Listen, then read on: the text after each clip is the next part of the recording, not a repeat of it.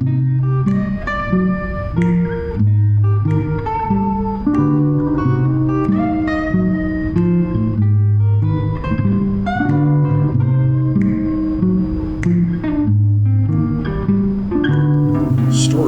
with Memphis Mike.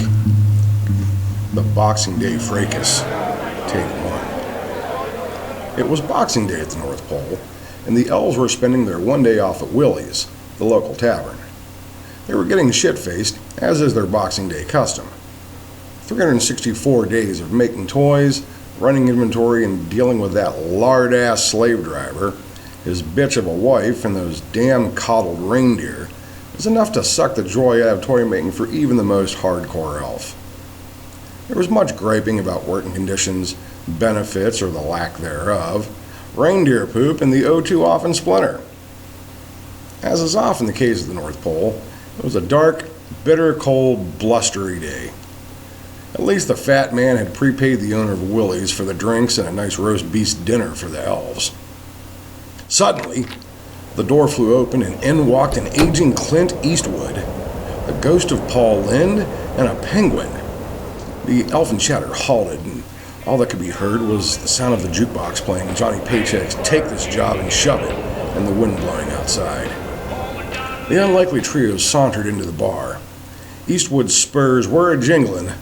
The penguin's useless wings flapped, sending melting snow droplets all over, and the ghost of Paul Lynde cackled and remarked that he hadn't been so cold since they embalmed him. The three of them ordered up a round, a double whiskey for Clint, a slow gin fizz for Lynde's ghost, and a bucket of fish gizzards on the rocks and a tab for the penguin.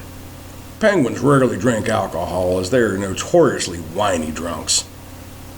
The elves slowly got back to their own festivities, chatting away about the fat man and enjoying their roast beast, when the ghost of Paul Lynde decided it was time to start a conga line. He reached for the nearest elves and shouted, "Come on along, tiny dancer! Let's put those cheeks together and make an ass of ourselves!" The elves were not amused. Elves don't like line dancing of any sort, let alone conga lines. Three of the elves attacked the ghost of Paul Lynde, or at least they tried to. Being a ghostly apparition, he's mostly ectoplasm, and they dove right through him. One of them landed on the penguin, who had a mouthful of fish gizzards, which was then spewed all over Clint Eastwood's fancy duds. Things were about to get ugly. Eastwood turned slowly on his bar stool, grimaced and hissed, "Feeling lucky, elf?" as he picked up the fallen sprite and proceeded to twirl him around by his jingle bell boots. He tossed him into the air and drew his .44 Magnum and made Swiss cheese of the elf. Blood sprayed across the length and breadth of the room. Many don't realize that elves are related to chickens. That said, the sight of this blood spray unleashed in the elves a primal urge, and they were soon on the attack. It was essentially an elfin version of a pecking party. Elves were on Eastwood like fleas on a junkyard dog, biting and chewing more than a fat kid at KFC. More elves kept diving at the ghost of Paul Lynde, but again, he's mostly ectoplasm, so they just kept hitting the floor, and the walls, and the bar stools, and each other. The penguin hid under the pinball machine. It's not that penguins are cowards, they're just merely pacifists. It was a bloody fray in Willie's on this particular Boxing Day, and just when things couldn't get any worse, they did. A white rhino, dressed as Superman, came crashing through the far wall and sent elves flying like bowling pins. The rhino stopped in his tracks, stomped a few times, and gored a particularly stout elf with his horn, flinging him in the direction of the pinball machine. The elf crashed onto the glass top, the pinball machine tilted, and shattered onto the penguin, killing him instantly, its blood oozing out from beneath, mixing with that of the gored elf. This led to a chemical reaction, which created a thick, noxious, toxic haze.